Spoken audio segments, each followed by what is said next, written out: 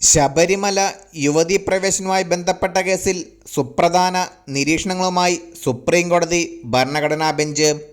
യഥാർത്ഥ വിശ്വാസികൾ മതപരമായ ആചാരങ്ങളെ ചോദ്യം ചെയ്യില്ലെന്നും അവിശ്വാസികൾക്ക് ആചാരങ്ങളിൽ ഇടപെടാൻ അവകാശമില്ലെന്നും ജസ്റ്റിസ് ബി നാഗരത്ന പറഞ്ഞു. ശബരിമല തന്ത്രി കണ്ഠര രാജീവർക്ക് വേണ്ടി ഹാജരായ അഭിഭാഷകന്റെ വാദത്തിനിടെയായിരുന്നു ഈ നിരീക്ഷണം.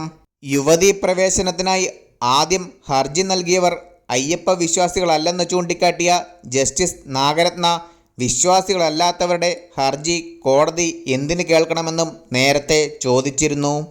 ഇത്തരം പൊതുതാൽപര്യ ഹർജികൾ സ്വീകരിക്കാൻ പാടില്ലായിരുന്നുവെന്നും പലരും പ്രത്യേക അജണ്ടകളുമായാണ് കോടതിയെ സമീപിക്കുന്നതെന്നും അവർ കൂട്ടിച്ചേർത്തു. സ്ത്രീകൾക്ക് പ്രവേശനം വേണമെന്ന് ആവശ്യപ്പെട്ട് ഏതെങ്കിലും അയ്യപ്പ വിശ്വാസി ഹർജി നൽകിയിട്ടുണ്ടോ എന്നും കോടതി ആരാഞ്ഞു.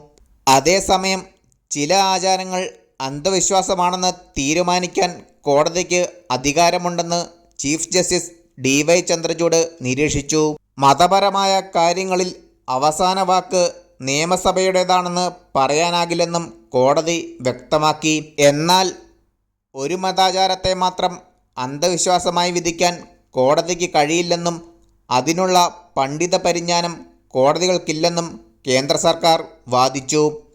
ക്ഷേത്രങ്ങളിൽ പൂജാരികളെ നിയമിക്കുന്നത് യോഗ്യതയുടെയും പരിജ്ഞാനത്തിൻ്റെയും അടിസ്ഥാനത്തിലാണെന്നും അതിൽ സർക്കാരുകൾക്ക് ഇടപെടാൻ കഴിയില്ലെന്നും കേന്ദ്രം ബെഞ്ചിനെ അറിയിച്ചു.